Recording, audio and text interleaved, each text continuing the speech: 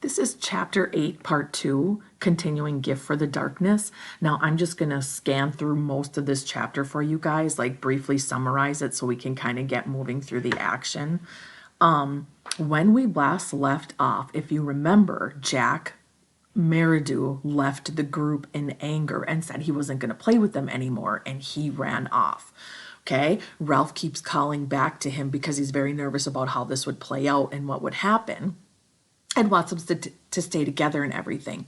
So this is like right after Jack walks off, and Ralph is trying to console himself, saying he'll come back. He has to come back when it's dark. I know he's going to come back. And Piggy is like, don't worry about it. We can do without Jack Meridew. Like, we can make this work.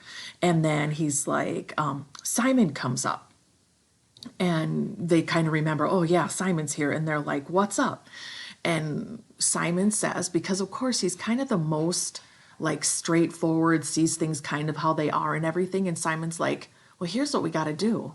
We got to climb this mountain and get to the bottom of what this is. Remember when they climbed up there in the last chapter, Beast from Air, and saw what we know is the parachutist, but they think it's this huge beast? Simon's convinced there isn't really a beast. Like in his mind, he like can't make that okay in his head. So he's like, if we climb up there, we're going to see what's really going on and we can rest easy, that kind of thing. Well, they kind of, dismiss it a little bit. But the next concern they have is that they don't have a fire down there, right? Where's the fire? Up by the parachutist, by the beast. So now they're like, we're doomed. What are we going to do? And this is where right here Ralph is saying, no, Piggy, we got no fire. It's up there with the thing. And they're like, Piggy says, what would be the next common sense thing to do? Let's just build a fire down here. And they have a line in here that says something like, sometimes the greatest ideas are the simplest. Right here, the greatest ideas are the simplest. Isn't that the truth though, right? I mean, let's just build a fire down here. Okay, so they start working up the fire and everything. And this continues like a few pages here talking about them getting ready for the fire and everything. And they say they have to have a small fire because this one's too big to keep up, because what they're realizing here, guys, is they're running out of people. What's happened while they're building this fire is slowly people like Bill and Roger and Maurice are disappearing. And where are they all going? Well, like Piggy says, he expects they've gone to join Jack's group. So Jack is basically making his own group, and this group is now getting divided. And so there's less people to tend the fire. Ralph gets really like let down by this because he's like, we don't have enough of us to keep this fire going. Sam and Eric are still with us, but they're like one person together because you can't separate them. So he's like, we're running out of people. And so Piggy says, don't worry about it. We'll make do on our own. And he says like, here, and he brings over some stuff and he's like, we ought to have a feast. And he's like, don't worry. They don't have any common sense. We have the common sense. We'll do all right on our own. So Piggy is just, well, of course, imagine how happy Piggy is to finally be rid of Jack Meridew. So he's trying to look at the bright side of things, keep Ralph encouraged, that kind of thing, because Ralph's getting a little down here. All right, so then it flashes from the guys to right here, Simon again. Simon wanders off to a special place in the woods. You guys remember how Simon found this place, his piece of playfulness out in the open where it wasn't all covered in like jungle. It was this beautiful floral area. So he's trotting off to get to his little place again. He's getting really hot, blah, blah, blah. Then down here, they kind of flash forward to Jack's group now. Okay, so Jack is off and he's talking to the boys. And where does he say? Right here, we'll hunt and I'm going to be chief. Okay, he says, we're going to forget about the beast here. We're not going to dream down here. Later on, maybe we'll go make our fort up at Castle Rock. But right now, I'm going to get more of the big ones away from the conch and all of that. So now you know he's really recruiting, okay? Remember the conch, guys? The symbol of order? He wants them all away from it, right? They're forgetting about the conch. Right now, they split from the original leader they voted in. Jack is now dictating that he's going to be chief. And they start calling him chief all the time now, by the way. They don't call him Jack or anything. They call him chief. Okay? So let's see, what else? They're going to go on a hunt now. Okay, so now they're like, okay, so we're going to go on a hunt. We got to get a pig and blah, blah, blah. And so they kind of all go off on this hunt, and they come across basically like a pile of sleeping pigs right here. The pigs lay bloated, bags of fat, sensuously enjoying the shadows under the trees. So they come across a bunch of them, and they go after one of them, okay, and they kill it. But here's the thing. At the end of this hunt here, I'm trying to find it for you. They really like brutally kill this pig. Look right here.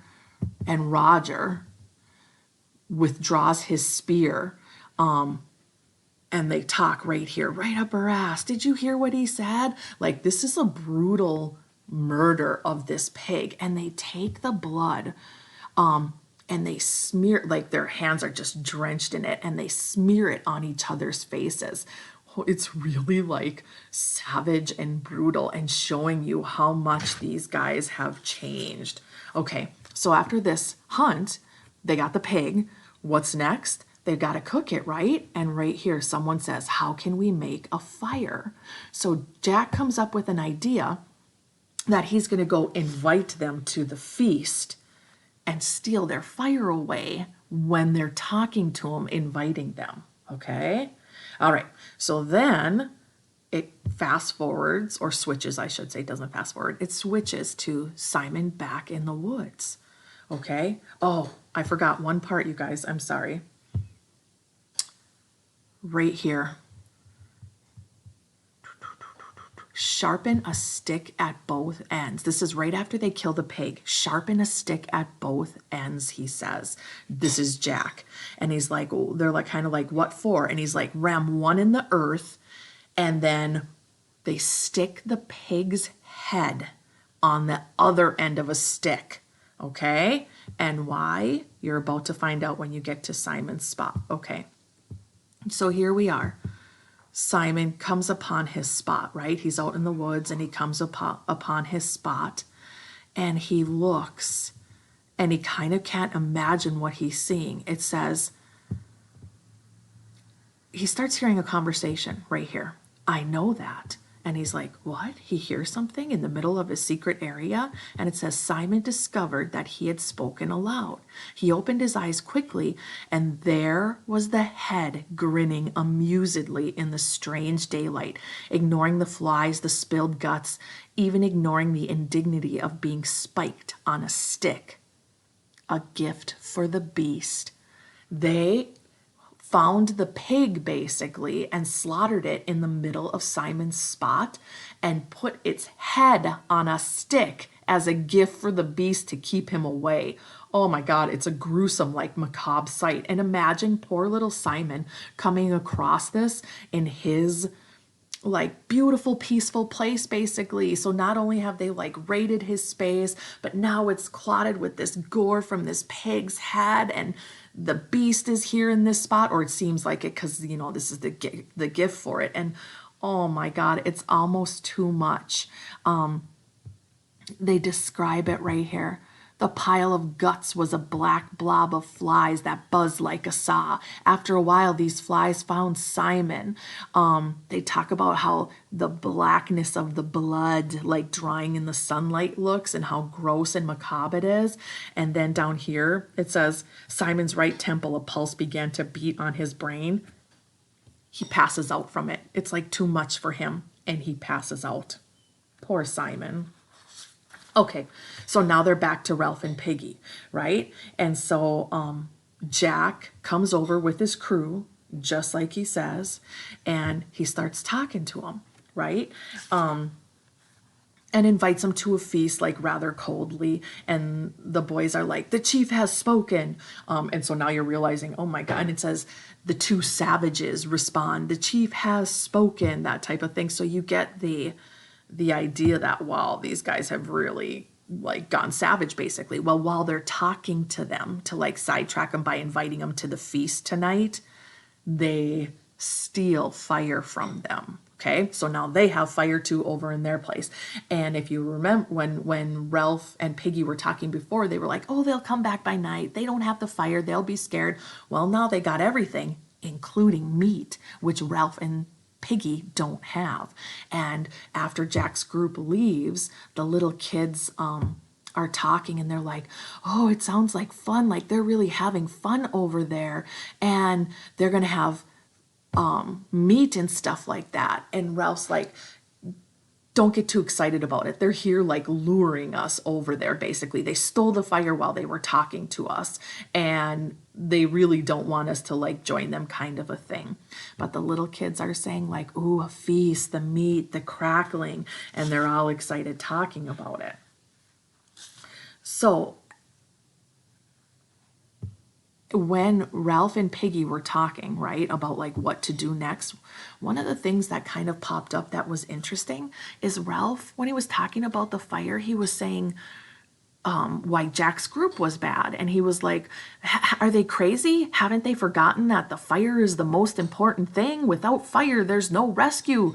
And don't they care about being rescued? You start to see that like that other group pretty much is like given up the whole hope rescue signal fire. They only want fire for the meat. And so you're starting to see like they're forgetting about the hope of being rescued, forgetting civilization. And if you forget civilization and you forget the rules, and there's not like the threat of, you know, the government, administration, whoever looking down on you and enforcing the rules, what's going to happen? It turns to complete chaos, which is slowly starting to happen right now. Even at Ralph, one point when Ralph is talking about this, he forgets what he was saying. He's like, wait, what? Why is the fire important? Oh yeah, rescue. Like, oof, if you forget about civilization, that hope of rescue, you guys, it's going to turn into total chaos. All right, so here's how the chapter ends, and we're going to start reading right here. They're back to Simon in his spot, and he wakes up having this conversation with the voice. He remember before he was speaking and heard another voice and stuff like that. So here's where it picks up. This is now they're calling the pig's head on a stick the Lord of the Flies. And this is where the book gets its title from. Because the pig's head, which is clotted with gore and everything, has flaw. I mean, imagine in the middle of a jungle, you guys, something like this. It's just full of flies and disgustingness and stuff like that. So that's why they call it the Lord of the Flies, the beast's head on a stick. You are a silly little boy, said the Lord of the Flies, just an ignorant, silly little boy. Simon moved his swelling tongue, but said nothing. Don't you agree, said the Lord of the Flies. Aren't you just a silly little boy? Simon answered him in the same silent voice. Well then, said the Lord of the Flies, you better run off and play with the others. They think you're batty. You don't want Ralph to think you're batty, do you? You like Ralph a lot, don't you? And Piggy and Jack? Simon's head was tilted slightly up. His eyes could not break away, and the Lord of the Flies hung in space before him. What are you doing out here all alone? Aren't you afraid of me? Simon shook. There isn't anyone to help you, only me, and I'm the beast. Simon's mouth labored, brought forth audible words. Pig's head on a stick. Fancy thinking the beast was something you could hunt and kill, said the head. For a moment or two, the forest and the other dimly appreciated places echoed with the parody of laughter. You knew, didn't you? I'm part of you. Close, close, close. I'm the reason why it's no-go, why things are the way they are. Go now, said the Lord of the Flies. Get back to the others, and we'll forget the whole thing. Okay, you guys. So the Lord, it's like Simon's subconscious coming out of him. Fancy thinking the beast was something you could hunt and kill.